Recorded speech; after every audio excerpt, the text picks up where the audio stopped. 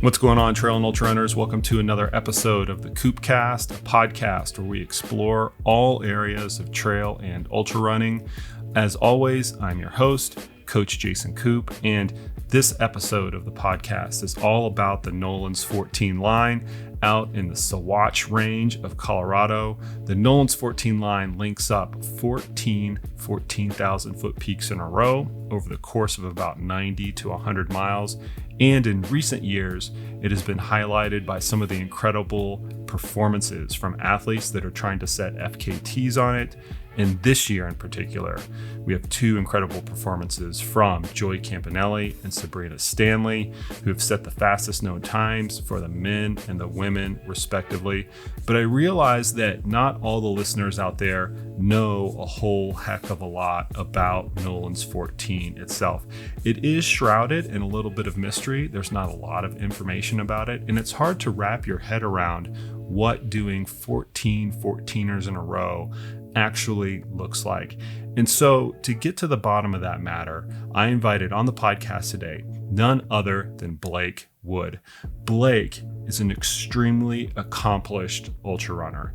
And for the uninformed, here's a little bit of his resume, just a little bit.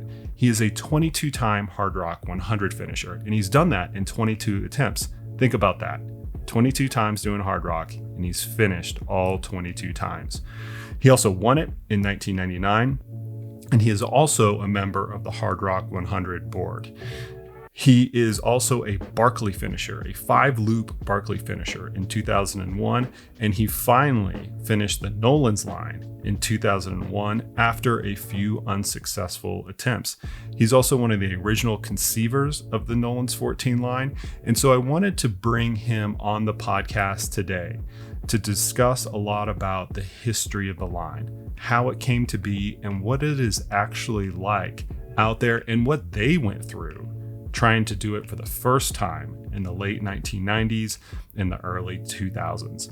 I always have a ton of fun whenever I get together with Blake. He's hilarious, he's extremely intelligent, and he just happens to have a job that I would never want in a million years.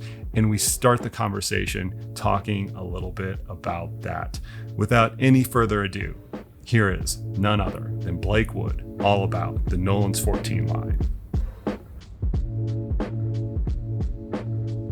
Here live in my closet, it's actually a really good anechoic chamber, with all the clothes hanging here and everything.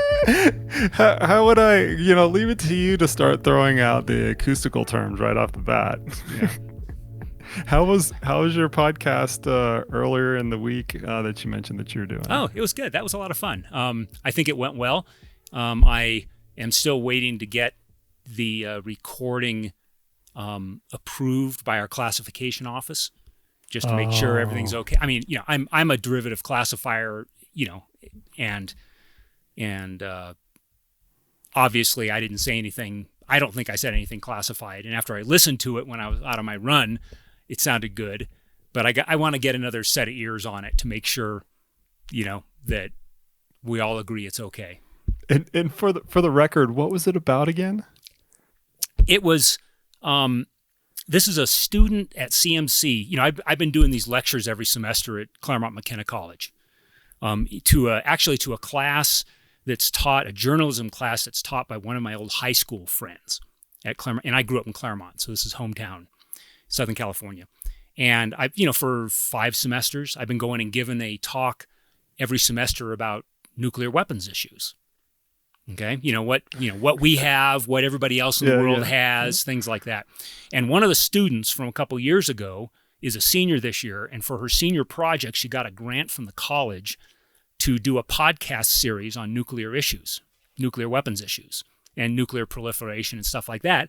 So she asked me, I stayed in touch with her, and she asked me to be her first interviewee, to just kind of lay out the basic stuff about, what we have, why we have nuclear weapons, what they do for us, what other countries, roughly have, things like that. And, based on, because, I spent 20 years as a nuclear weapons designer. That's basically the job I retired from. Well, I can promise you that this podcast recording will be a lot more light of heart than the other one. No doubt. Now that you're retired, I've kind of wondered. We'll talk about Nolan's in a second. Now that we're I'm not talking about weapons of mass destruction anymore.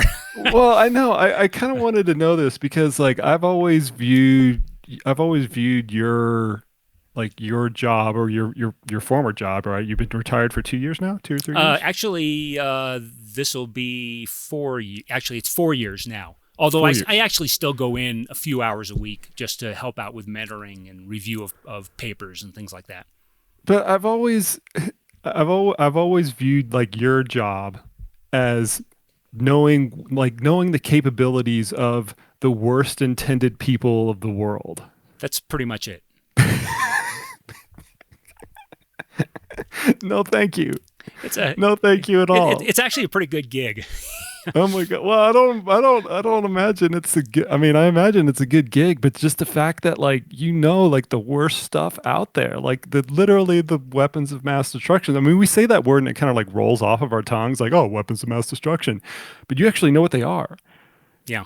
And who has them? And it's, it's one of these things where I feel like, when I go to work in the morning, I'm making a contribution to world peace. It actually matters if I go to work.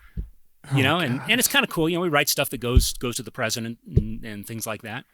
Well, God bless you, Blake. Jeez, I'm better you than me. I couldn't handle that. I couldn't sleep at night if I had to do something like that. Yeah, I don't know. You get used to it after a while. Okay. Well, here we go. Back to the task at hand. Nolan's. Yeah. It's Nolan's season.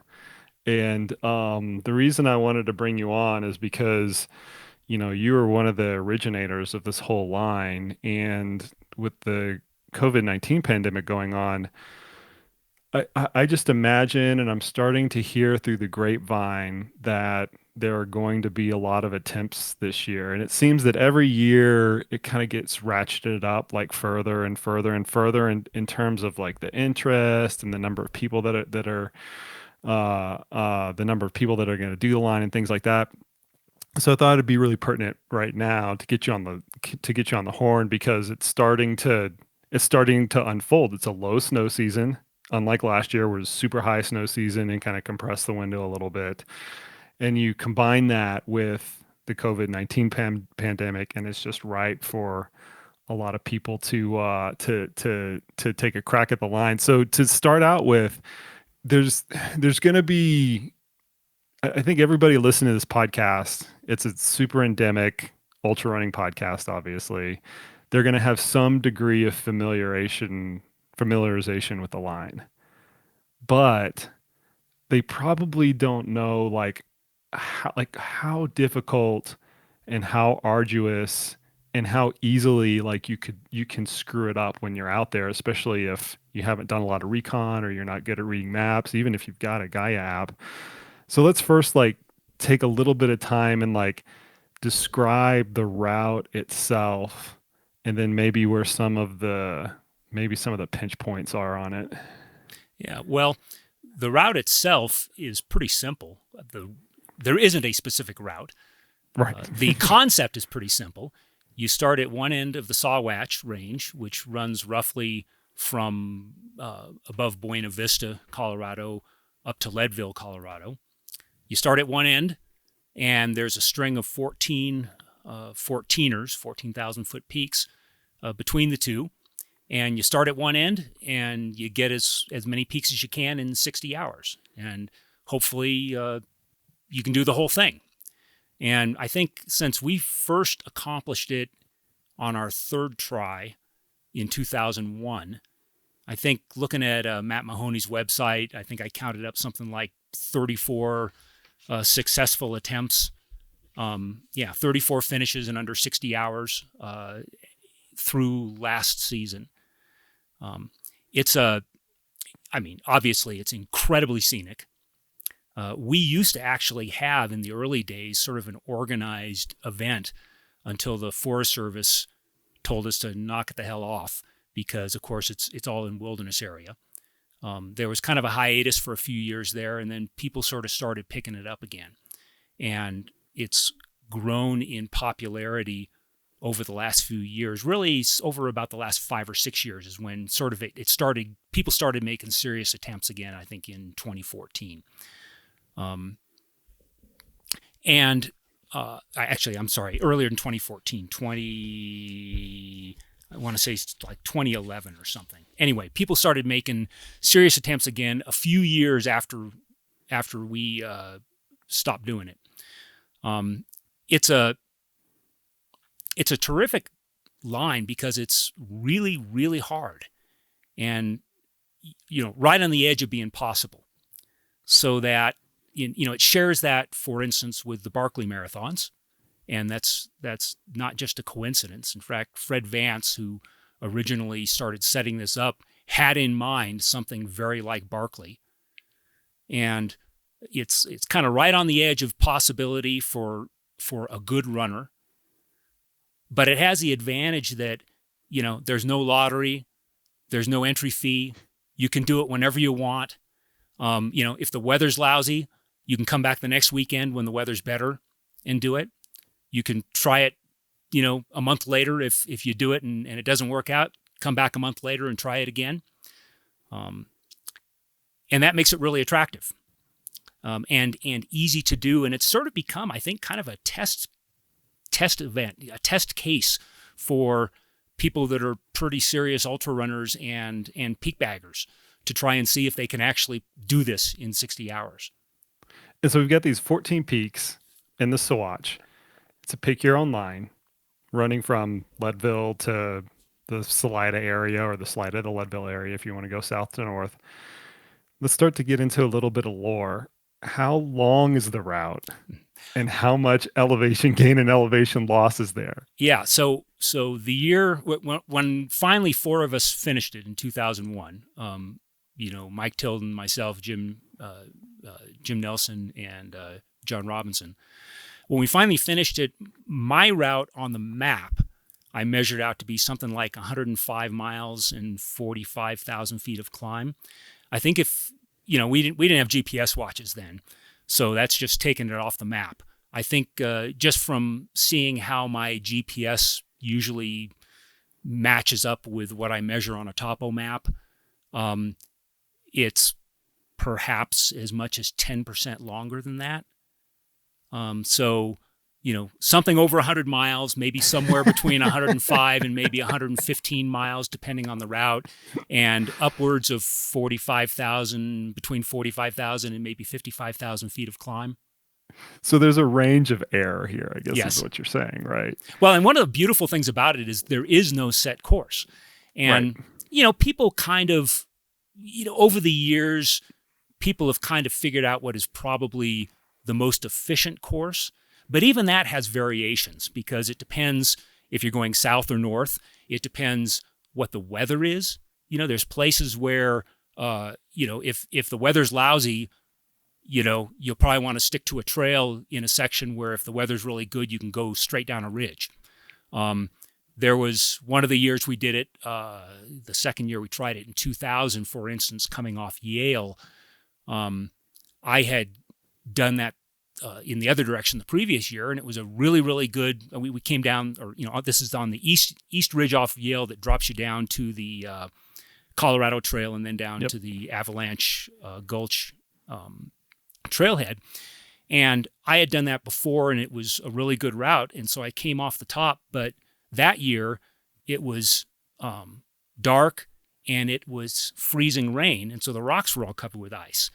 And that was just a nightmare climbing down that, in the middle of the night on icy rocks, and was really, really slow. And that was a year, because of the weather, I would have been much better off taking the much longer trail and running down the highway, which is actually how we ended up doing it, the year we finished going southbound in 2001. That's the Dennisy Creek area, right? Yeah, Denny Creek. Yeah. Denny Creek, sorry. Anyway, but the other thing that's interesting is because since you're not trying to go from a trailhead to a peak by the most efficient route necessarily, you're trying to get from peak to peak by the most efficient route. The routes people take are often not regular trails or even regular climbers' routes. Right. And that makes it a little bit different. And one of the joys of doing this, the first couple years we were doing it, is because we had no idea what the most efficient route was. We were using Jerry Roach's book, about the 14ers to at least sort of get a sense for it.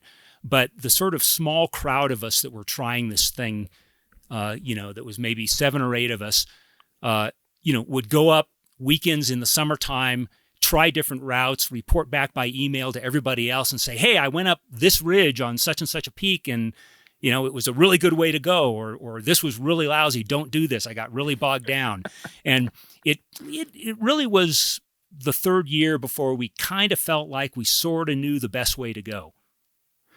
This whole thing, the origin of all this, which we're going to get into right now, it sounds like a bar bet gone bad. It sounds like a bunch of ultra runners, probably after a 100-miler, they got together, they're all kind of delirious, and they've had a couple beers, and they're like, oh, I bet we could do 14 14ers all in one shot. Do you think we could? No, there's no way you could do it. Yeah, I bet we could. No, you couldn't. Yeah, we could.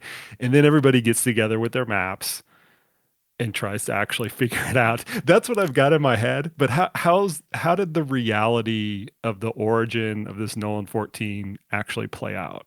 Well, it's actually not too much different from that. Fred Vance, who was sort of the instigator of this whole thing, I first encountered him after I first ran the Barkley marathons in 1997 and put out a report about finishing the fun run.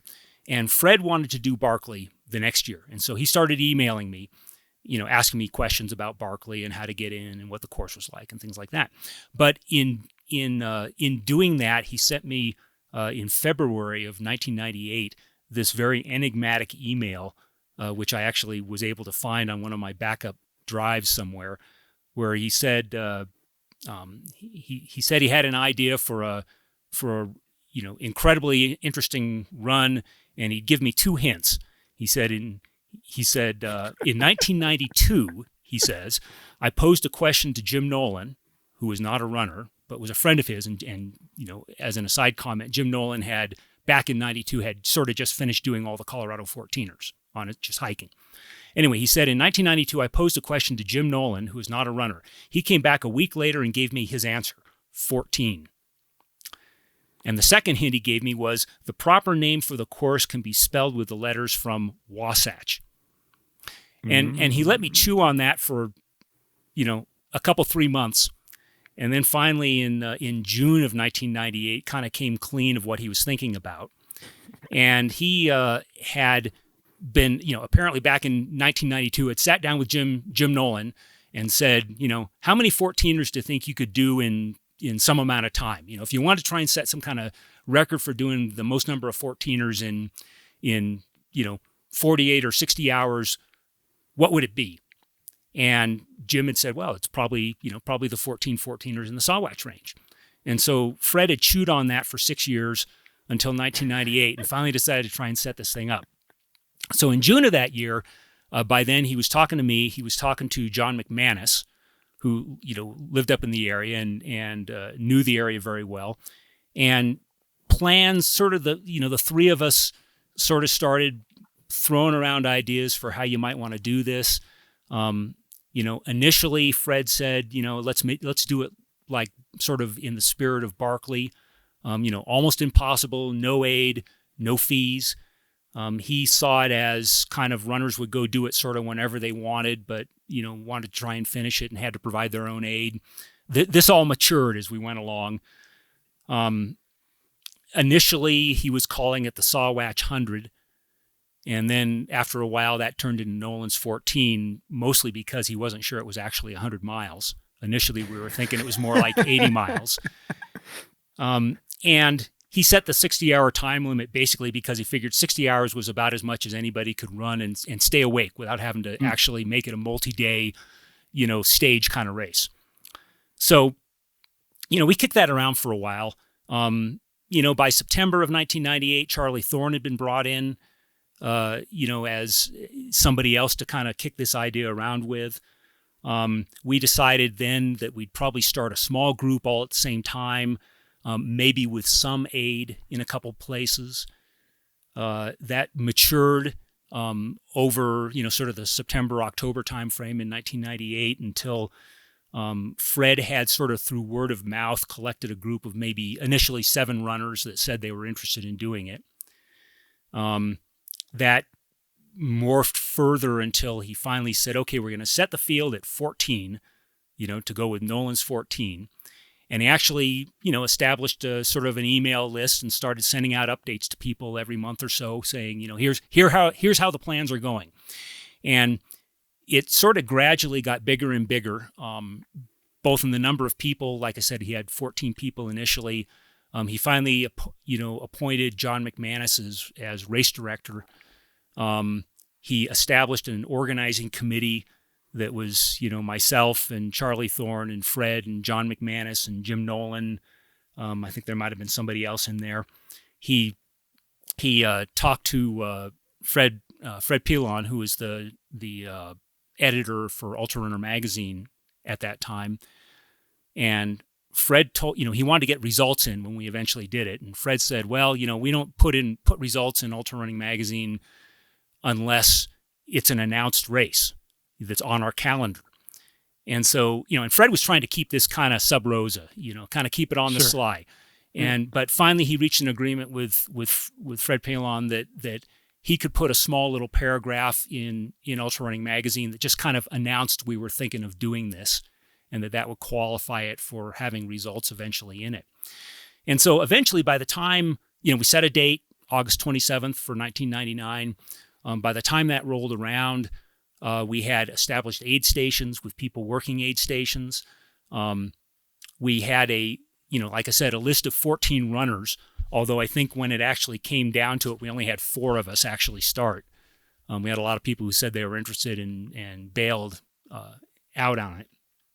Initially, the 4 of us that started the first year ended up being myself, Fred, Gordon Hardman, and Steve Simmons. And Fred rented a house up there that we all met at and could, the aid station people could meet at, and it became kind of a real thing. So, that first year, the real kind of catch thing in the first year in 1999 is we kind of had no idea how long this was going to take. Right.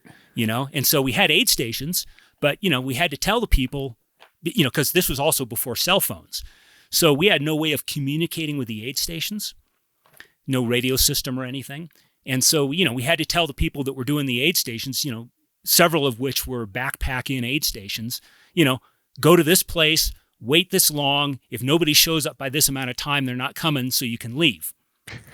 And as it turned out, finally, it took us a whole lot longer than we expected. And so, we ended up with Gordon Hardman and me together and Steve and Fred together.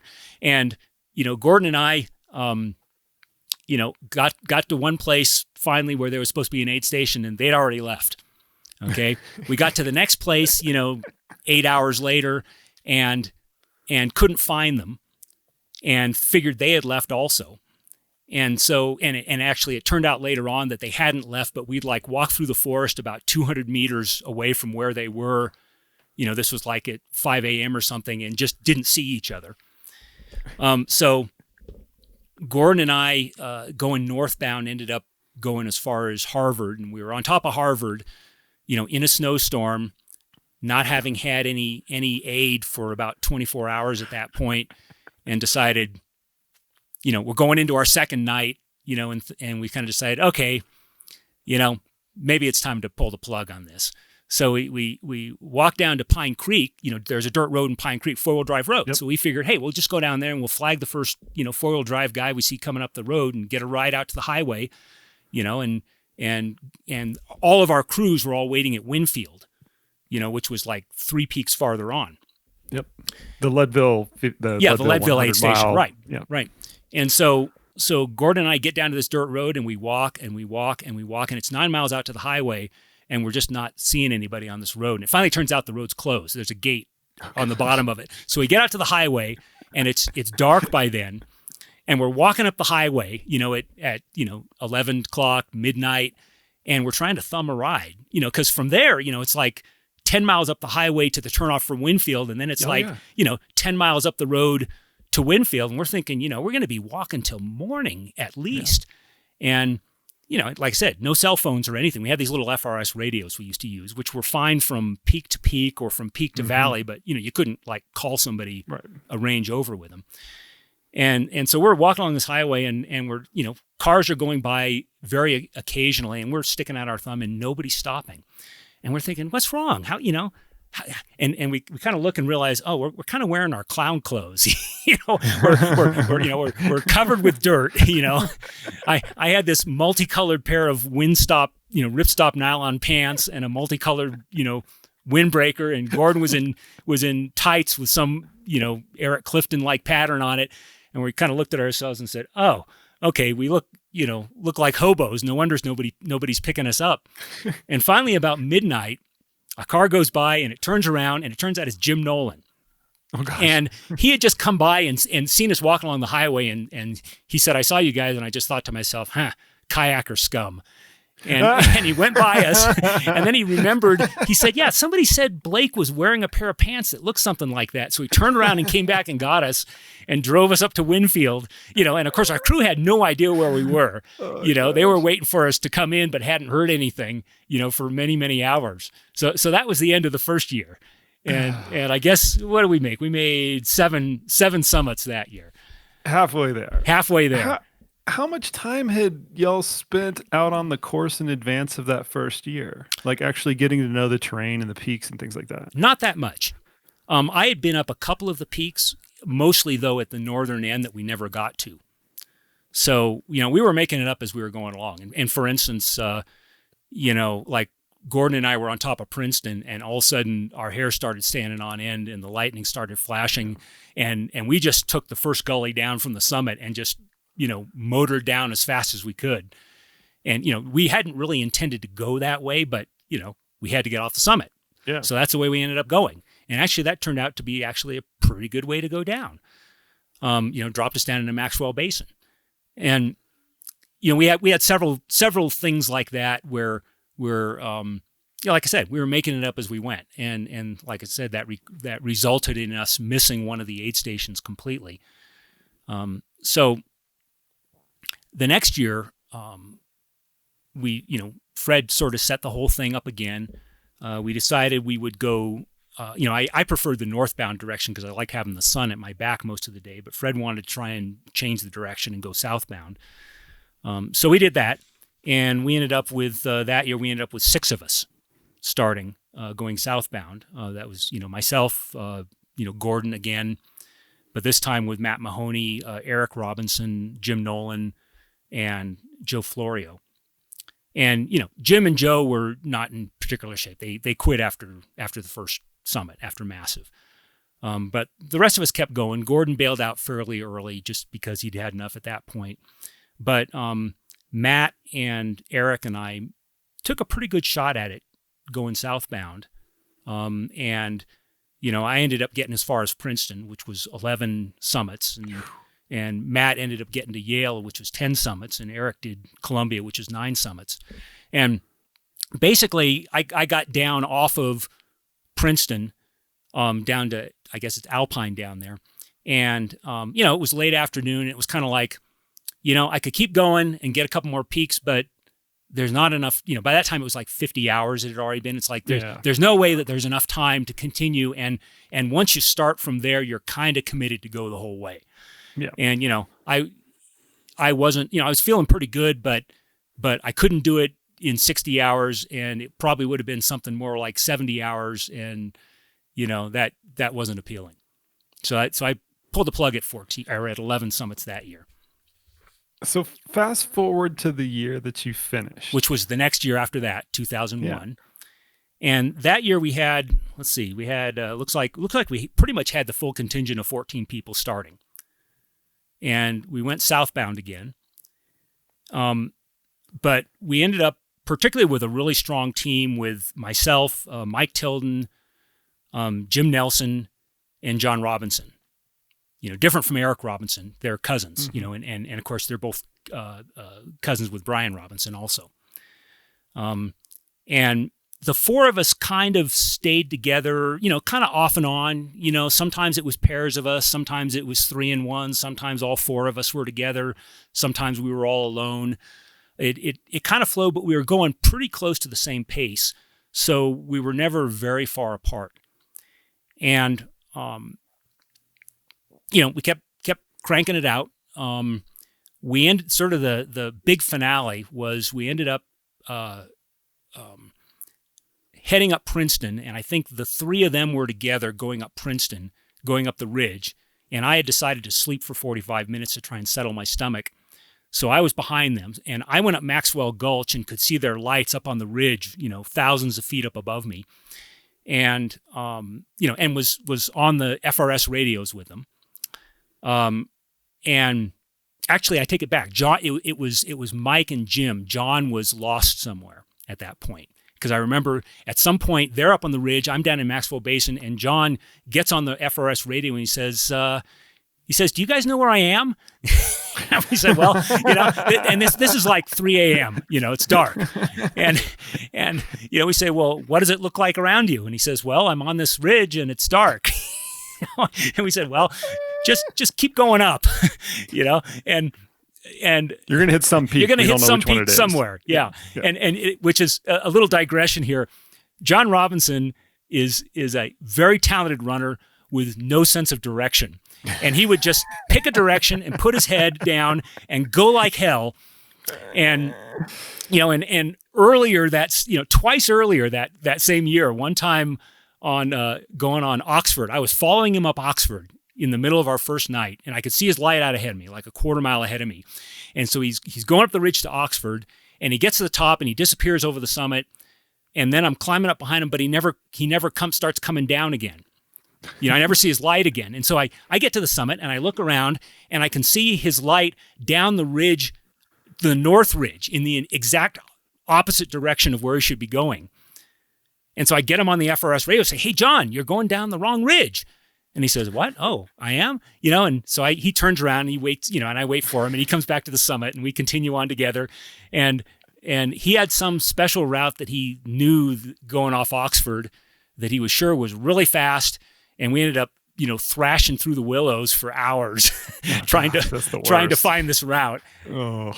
And then a couple peaks later, when we're in the morning of the second day, I'm going up Harvard. And again, the FRS radio crackles on, and it's John. He says, "Blake," he says, I don't know where I am.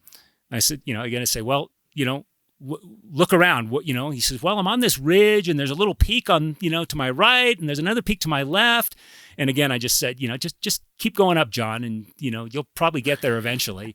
And he got there eventually. But anyway, so now fast forward to the finale. So we're going up Princeton, and I eventually, I'm going from Maxwell Basin up the side, up just the side of Princeton, and all of a sudden I'm in the middle of this mountain goat nursery. And this is like 1 a.m. and in the dark in my flashlight, and this is before LED flashlights. I'm carrying one of these double D cell Sears roughneck incandescent flashlight, which doesn't throw a whole lot of light, and the batteries don't last very long. But anyway, I can see animals, I can hear babies bleeding and mountain goats running in circles around me, and I'm finding the places where they had been bedded down, and there's this whole herd of mountain goats that are running back and forth all around me, and I can hear them tromping around in the, knocking rocks down in the darkness. And so I climb through this, and I get up to the ridge, and I eventually catch up to Mike Tilden and Jim Nelson, and then and by then John Robinson had caught up with them. So then the four of us are together, and we go down the other side, on the morning of the third day. And we get down to the aid station. We're kind of, my folks were there providing aid, and they had their own people that were providing aid. And, I'm, sitting there eating breakfast and stuff like that. And then Jim Nelson comes down and says, "Blake," he says, "Mike left me." And I said, "Well, where's John?" He said, "John took off after him." And he said, let's you and me go together, and you got to know that Jim Nelson and Mike Tilden were a pair. They did everything together. They had been climbing together for years and years and running together for years and years and years. Anyway, so Mike's motoring up Antero, John Robinson's trying to catch him, and Jim and I are coming along behind. And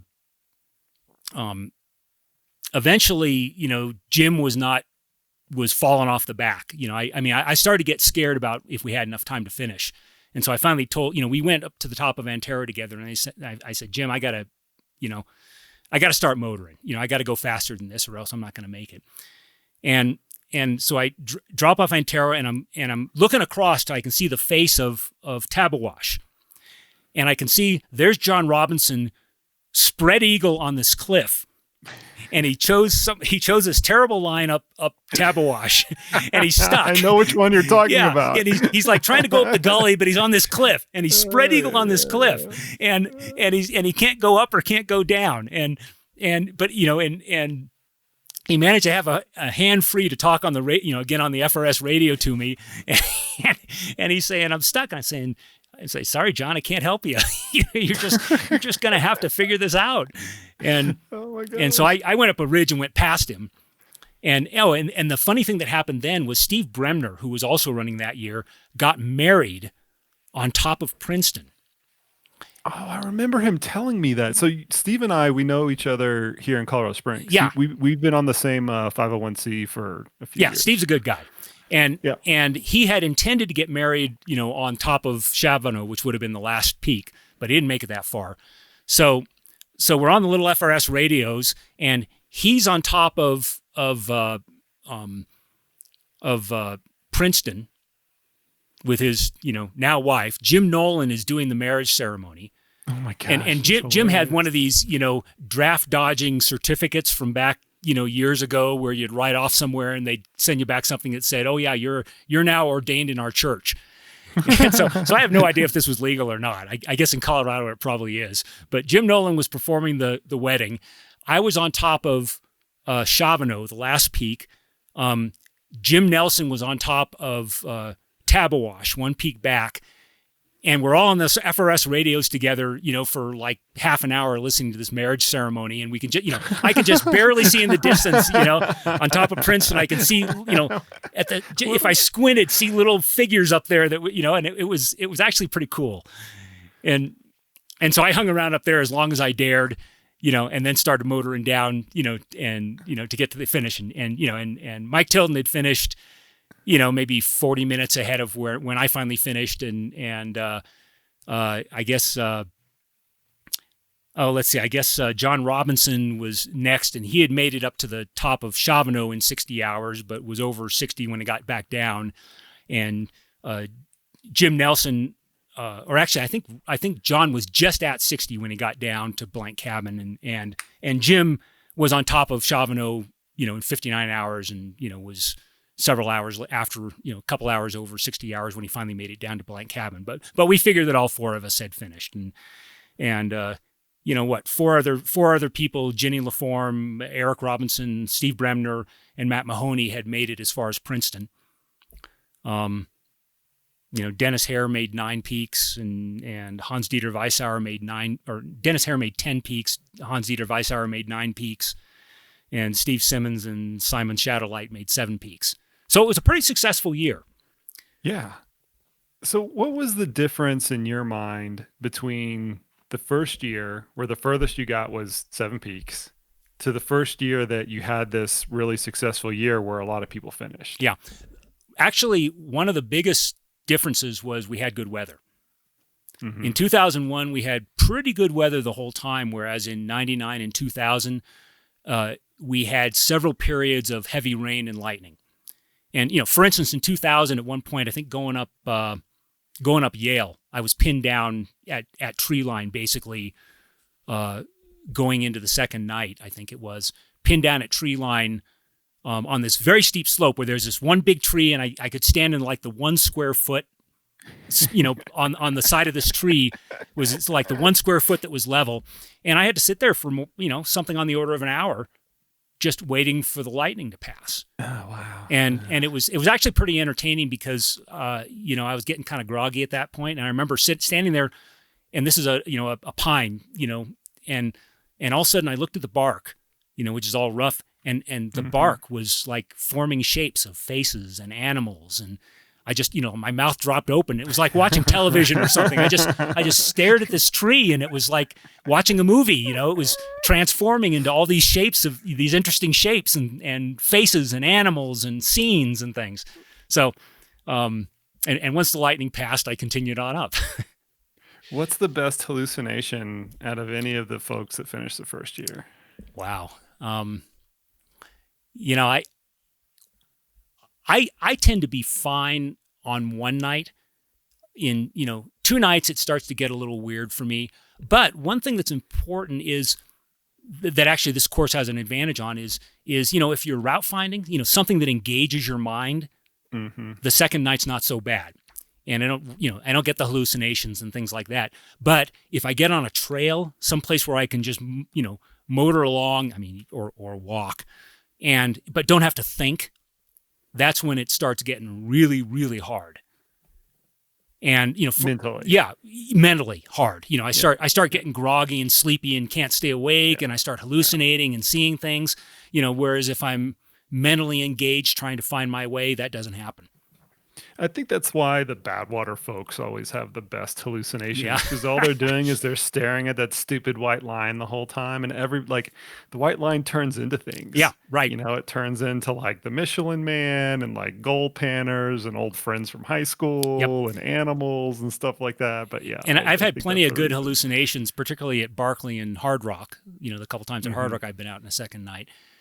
Not that many at Nolan's, because there was always something to keep my mind occupied. I want to paint this picture a little bit more for the listeners in terms of like how hard the route is, because it's one that not a lot. It's kind of like Barkley. We've made that analogy a few times, where not a lot of people get to experience it. Although the accessibility is better, there's no, as you mentioned, there's no lottery. You can kind of do it whenever and blah blah blah. But one of the ways that we can get a fix on how hard it is by the people who have attempted it and the people who have and have not finished. Yeah. And you're one of them. You can start that picture right now. 2001, that was the year that you did 5 loops at Barkley, right? Yeah, it was. And 99, the first year we did it, when I did 7 summits, that was the year that I won Hard Rock and set the course record. Yeah. So okay, you want to talk about the course record now, because I know you wanted to bring this piece up. just a good example of the advances in the last 20 years of ultra running are in 1999 at Hard Rock. Like I said, I won it and set the course record. Okay, and this, I beat some good people. I ran down Carl Meltzer, for instance, from 40 minutes back to take the lead. I love that. I love the fact that you're throwing some shade at Carl Meltzer. Okay. I'll tell you what happened with that later. But anyway, the time that I was the course record that year that I set, where it is now in the all-time list at Hard Rock 20 years later? I do, because I looked it up. It's 117. Oh, that's so unbelievable. 117. Yeah. And you were the course record holder. Every year, 8 to 12 people run faster than my course record from 20 years ago. And that's just insane. Oh, and the thing with Carl Meltzer is when Carl Meltzer came back 2 years later, he actually dropped out that year after I passed him. When he came back 2 years later, he lowered the course record by something like almost 4 hours. Yeah. But still, you were no slouch. You still are. I was a pretty good runner. You're a good runner, but there have been a lot of other good runners that have attempted the line. Some of them have been successful, and some of them have not. And some of them have taken multiple attempts to actually get through the whole thing. Oh yeah. That's not, that's pretty common. Look at some of the people that have been doing it. The year we finally finished in 2001, I finished 5 loops of Barkley and Nolan's and Hard Rock. Jared Campbell came back and did that a few years later.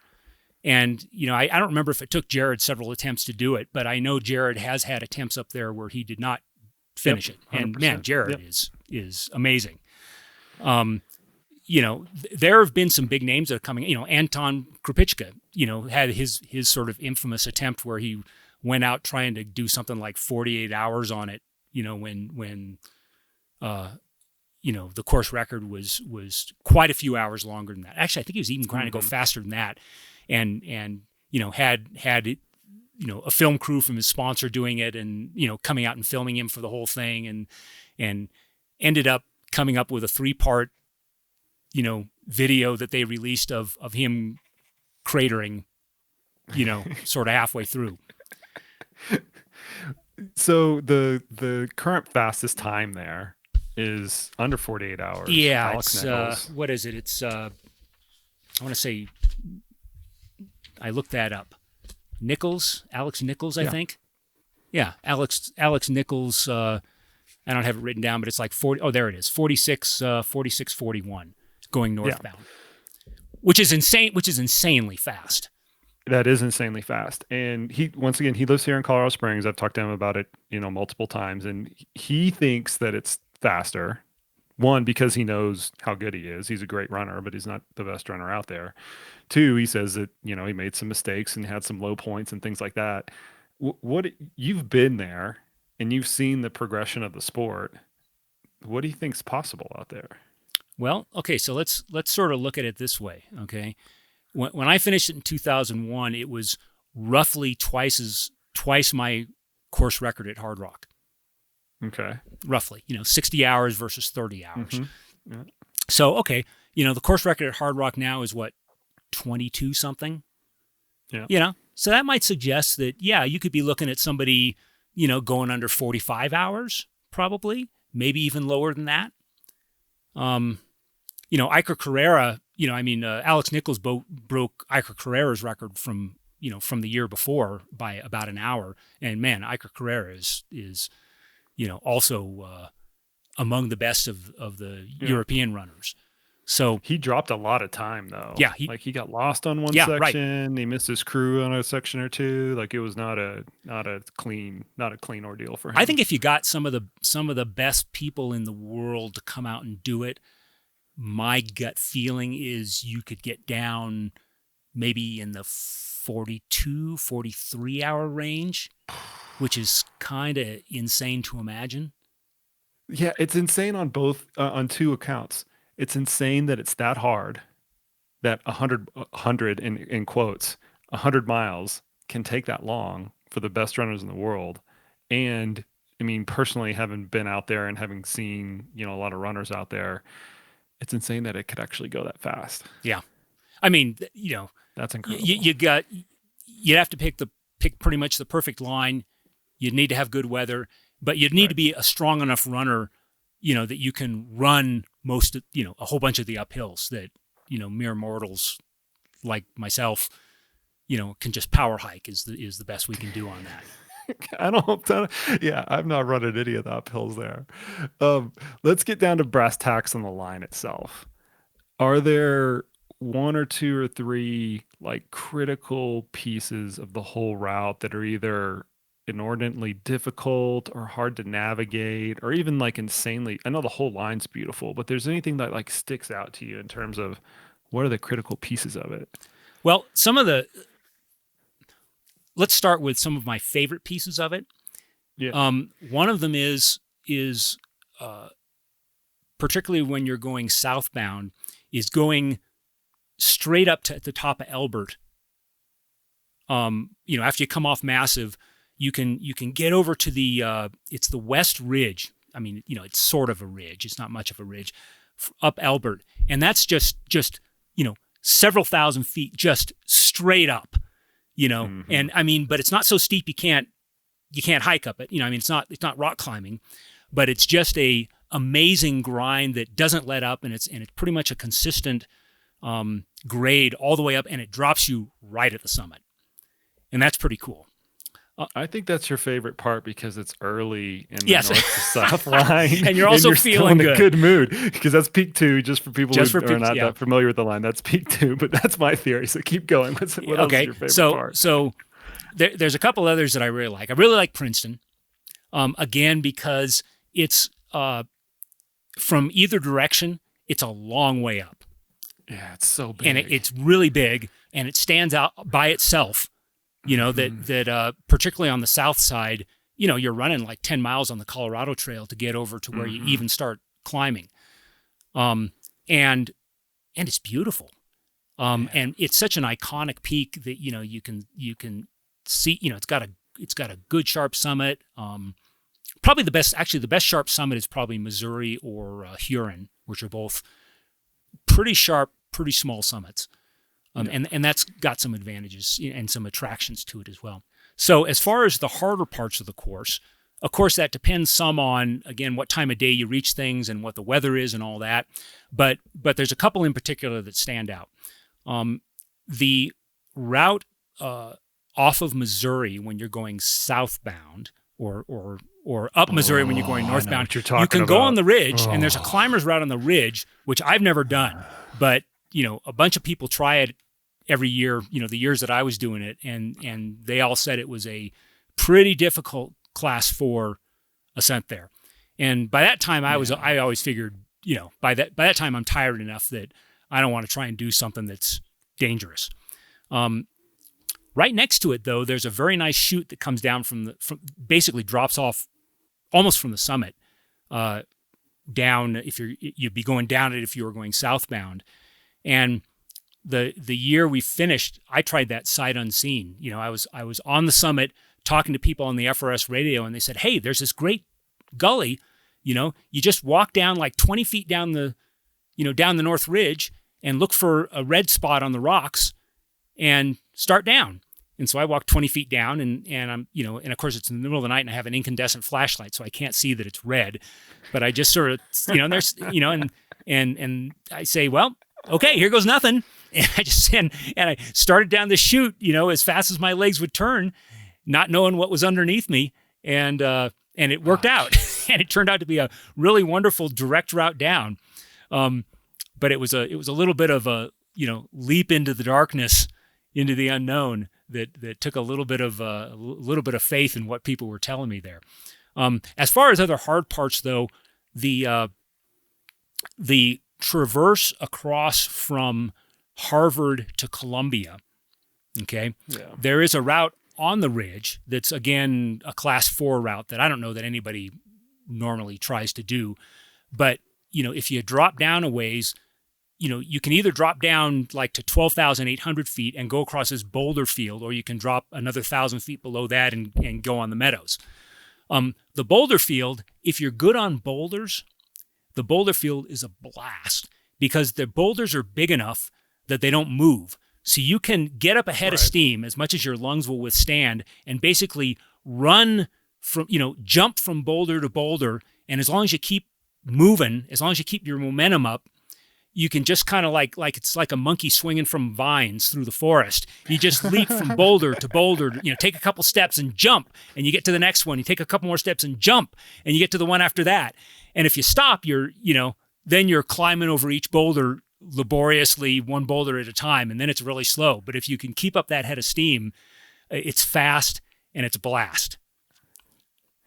That's also if it's dry though. Too. Yeah. If it's wet, that's a yeah. That the first year we did it when Gordon and I were coming off of Columbia, it had been raining, and we were doing the crab walk basically down the boulder field because it was so slow. But in any case, the good, the rule you ought to follow is you always climb the rocks and descend the scree. Because if you do it in the other direction, it's terrible both ways. So climb the rocks and descend the scree. There's still some areas where you have to descend the rocks and climb a little bit of scree. I mean, you can't completely avoid all of that. There's going to be some of it in one direction. Yeah, but if you have a choice, and I learned that the hard way from doing it the hard way a couple different times up there. Anyway, I think as far as difficult sections, those are the only ones that really stand out to me. It isn't a really hard line, I mean, you can do this and not do anything harder than Class 2. Okay, right. And if you try and do, take some of the trickier ways, it might be Class 3. You don't have to go the Class 4 routes that sometimes people take.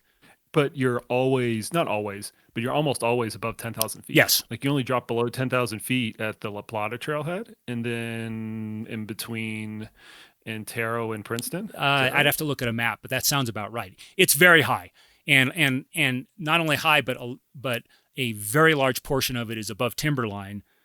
So Right. that's one of the things that makes the weather so important, because if you're getting electrical storms, it would be suicide to go over the tops of some of those peaks. Yeah.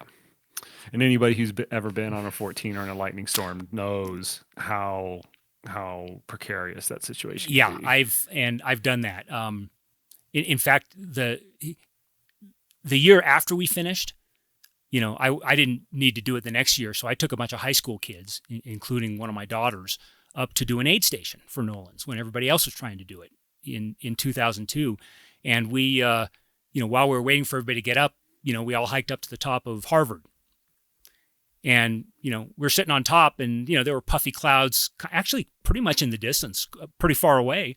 And all of a sudden I look over at my daughter, and her long blonde hair is basically standing on end, and we hear this crackling noise, and I'm saying, is somebody like crinkling cellophane or something? And then we look at my daughter, and her hair is standing up, and we all jumped to our feet and just started running like hell down as fast as we could, and got down a couple hundred feet before it started hailing and the lightning started hitting. And it didn't even look that close. It was just a nice day with puffy clouds off in the distance. So, man, it can change in a very short amount of time. And if you're not familiar with that kind of weather, boy, you sure ought to be before trying something like Nolan's.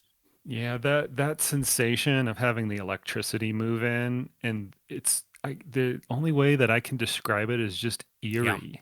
Like it's almost as if a sixth or seventh sense starts going off in your body, and you can't really describe it. Now that I'm old and chicken, my wife and I still go out and climb 14ers, and we're a little more careful now at 60 than we were at 40. When I was doing Nolan's.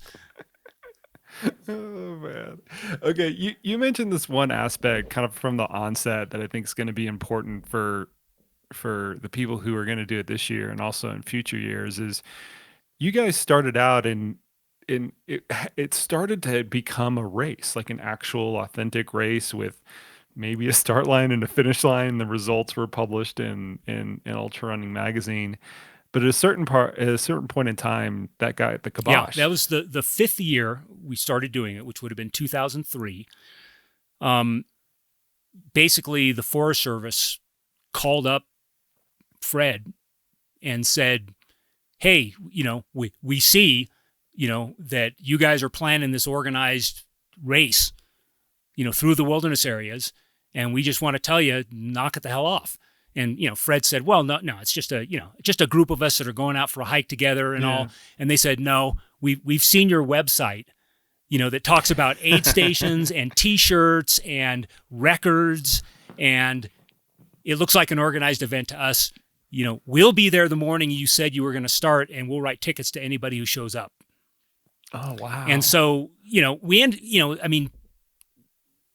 obviously we didn't do it that year, although people still went out and just did it on their own individually, not that weekend, but other weekends in August, which is typically, when we would do this.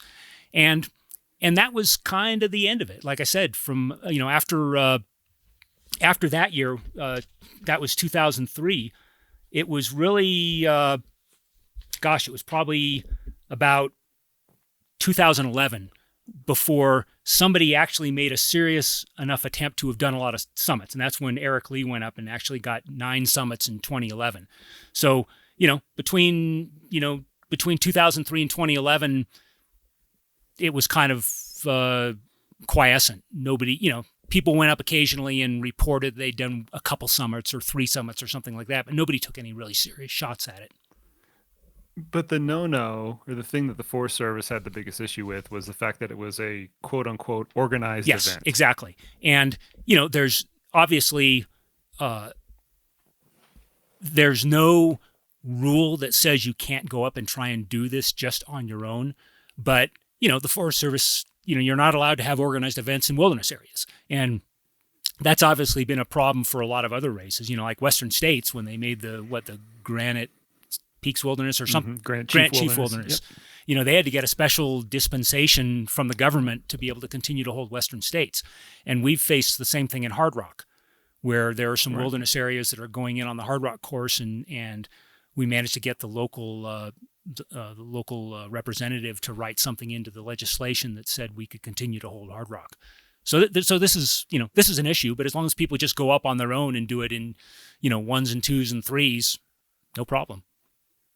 Yeah, and I think the crux of it is going to be what constitutes an organized event. Like what level of organization that meets a certain threshold is going to trip all of these negative things from happening. Is it a website, like in your case, right? Website, t-shirts that are on, is it somebody filming it? Is it promoting it through social media? Like all of those things are so nebulous right now that, and I don't think we know. Yeah. I don't think we know the answer to that. And the Forest Service, the way they change their management structure seemingly every few years where a new ranger kind of like will rotate in, they have a different interpretation of that. Yeah, and it will depend a lot on who is actually in charge there and how they choose to interpret the rules. The same thing has happened with, rim turns rim in the Grand Canyon. At one time there were people organizing double crossing races, and the Park Service finally put the kibosh on it. Are you worried or have any concern that might happen to this route, that the Forest Service kind of comes in and says, yeah, we're going to start policing this? I don't, irrespective of how they could actually do it or not. I'm not worried about that because, they are, recreation is important to them. I mean, part of their charter is to encourage recreational use of, America's public lands. And I don't think they would feel even that they can be in a position of trying to say, okay, you're okay because you're going out to hike to climb a 14er, and you're not okay because you're going to go out and try and run a bunch of 14ers all at once. That's just too fine a line to try and draw. Yeah. I think if anything, the thing that tips the scales or might tip the scales would be just any media surrounding it. Or people out there with drones or something like that. Yeah. I could see that pretty quickly getting to be something that the Forest Service would say, no, you can't do that. Or retroactively, because they're not going to know when it's out there. They'll see it, and then they'll start hunting down whoever actually put the social media out. I don't know what they could do at that point. I don't know if I'm not sure if you need on public lands like that. I know in some places, if you're going to film something for commercial purposes, you actually need some kind of a permit to do that. Okay. I'm pretty sure in Forest Service land you do, or in wilderness. Yeah. So that would be a way for them to, put some kind of a limit on it. I mean, obviously, if you're out there with your cell phone, taking movies while you're doing it, that's obviously perfectly allowed. Yeah. If you're out there with a film crew who's going to various places and drones and things like that, I could easily see that being something the Forest Service would say no to. Yeah. There's this other aspect that a lot of it is off trail. And personally, I'm kind of conflicted about this. So, I mean, in an effort of full disclosure, I've done the route. I'm planning on doing the route this year. I haven't done the whole route. I've done 12 out of the 14. I'm planning on doing it this year. I've been out there a lot in various capacities. And each and every time I go out there, I kind of struggle because I know there are areas that are on trail, on standard routes up and down the peaks, but then there are also a lot of areas that are not on the trail. And I also know as a kind of a trail builder here in Colorado Springs, it irritates the bejesus out of me when I go and I build and maintain a trail and I go back 2 weeks later and there's a bunch of switchbacks cut on the trail. And I try to juxtapose that with, I'm going to go up, this peak and I'm going to cut all those switchbacks. It is a different landscape, but it seems like so hypocritical. And I'm like, do you wrestle with that at all? Or do you have any opinion on it? I do wrestle with it some. I mean, I learned from backpacking with my father, when I was in junior high school, that, cutting switchbacks is just ingrained into me. That's just something you don't do. That's just like the worst, that's right up there with littering. It's just, just something that is totally inexcusable. And so, where there is a trail, yeah, people ought to use the trail, and there's no excuse for cutting the switchbacks, trying to speed up, your ascent or descent. Where there isn't a trail, of course, I mean, there's climbing routes on all these peaks, and, Jerry Roach's book lists probably half a dozen routes on every single one of these peaks. Some of them have become pretty well beaten in, where there's a fair amount of damage, that's been done on a scree slope or something like that.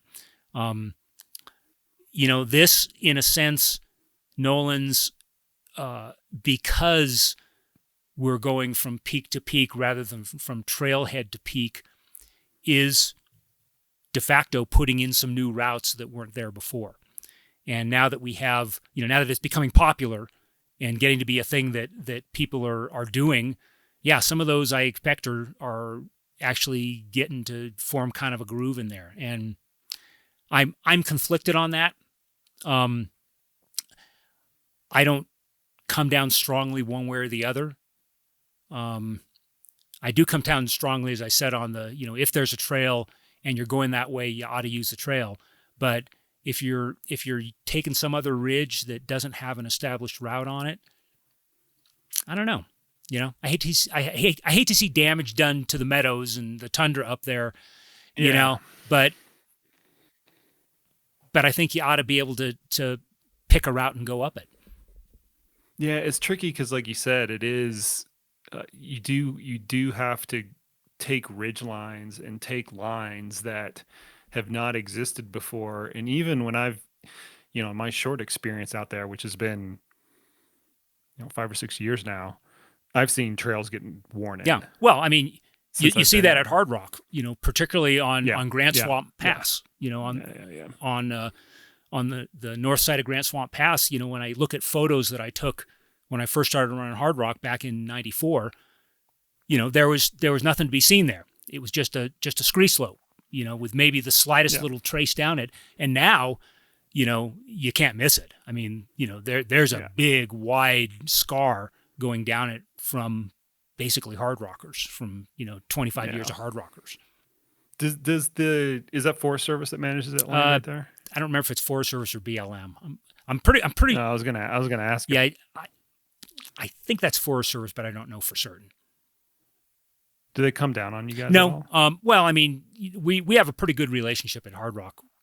This is going a little afield here, but we have a good relationship with the permitting agencies at Hard Rock, and we work closely with them, and take their advice on various things. And the issue of how much damage is done by the number of people is one that we've spent a lot of time discussing with them.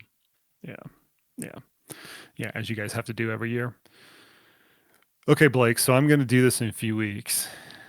It's probably going to be, now that I'm thinking about it, between the time we record this and the time it comes out. Excellent. So maybe I'll record the outro and give the synopsis of what actually went down.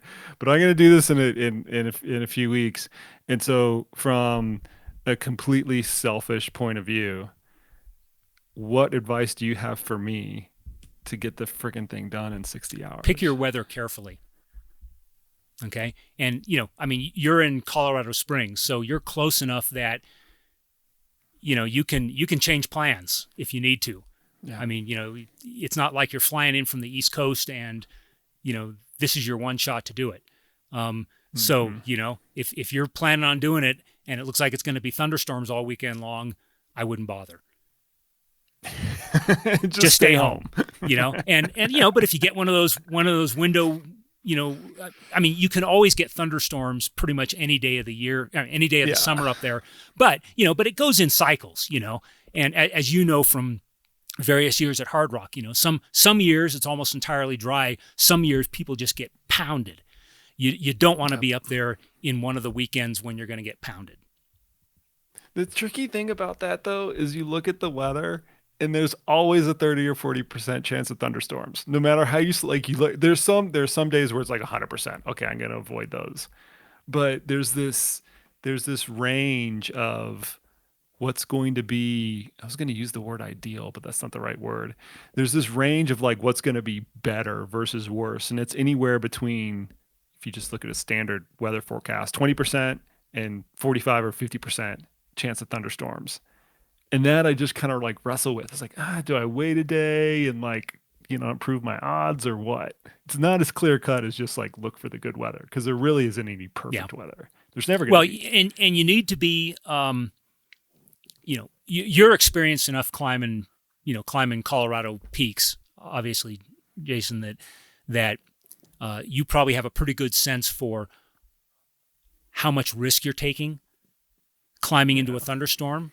And, there have been, a bunch of times, the years I was doing it, the 3 years that I, was attempting it or finishing it, every single one of those years, at some point or another, I was climbing up a peak, that was getting pounded by lightning and thinking, okay, hopefully it'll be gone by the time I get up there.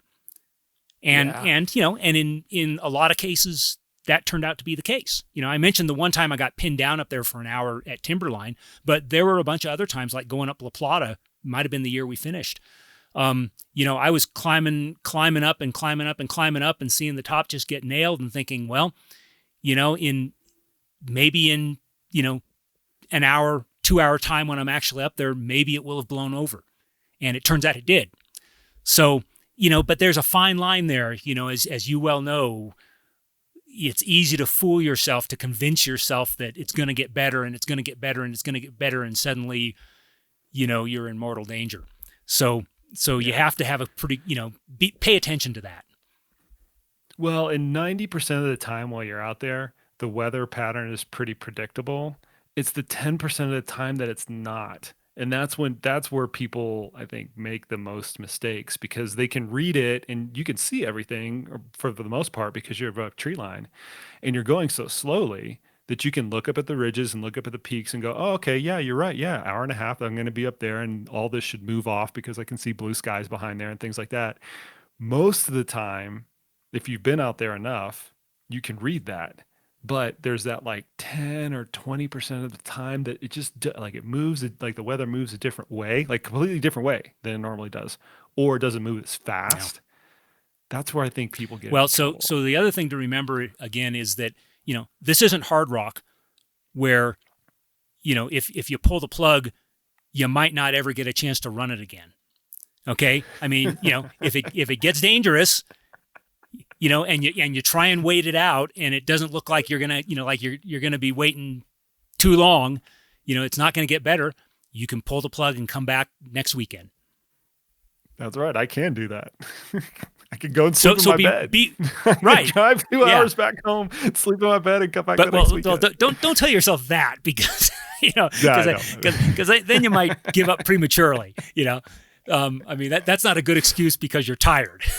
but if you're in mortal danger, yeah. So Blake, what you're telling me is be tough, but be careful. But don't put yourself in mortal. Yeah, be tough but be careful. That's good advice, sage advice, Blake. I appreciate it. All right, man, we're gonna let you go. I appreciate your time, Blake. Thanks for everything you do. Thanks for what you do for the ultrarunning community, specifically with Hard Rock and the races that you run in Los Alamos. You want to give a quick plug for the races that obviously didn't happen this year, but hopefully our big local race here is the Jemez Mountain Trail Runs. We got a 50-mile, 50K, and a 15-mile. And it's one of the toughest courses, that you're going to find for those distances. It's beautiful. It's at a great place of the calendar. It's Memorial Day weekend, so it's just the right amount of time before Western States or Hard Rock to, not burn you up, but be in a good way to test your fitness. So anyway, I would recommend that to anybody. And I would recommend that as well. I've done it several years. I've had my athletes do it. It is an awesome race, and it's got the perfect vibe where you start and end at the Posse Shack, which, if nothing else, that's just an awesome name for a place to start and end. Which is only a mile from my house, so I can just walk to the start, and then walk home afterwards. And it's awesome. And we have a great New Mexico food at the end, and coolers full of beer, and it's everybody hangs around all day long and waits for everybody else to finish. And there's like 600 in the whole in the 3 races. There's like 600. The 2 long races have maybe 150 people in them. And if you know Blake well enough, he might give you some beer that he brewed That's right. himself. I usually come with a case of homebrew for my special friends at the finish line. There you go. You just got a bunch of new friends from people listening to this podcast, Blake. All right, man. Appreciate it. We'll talk soon, man. I hope to see you on the trail soon.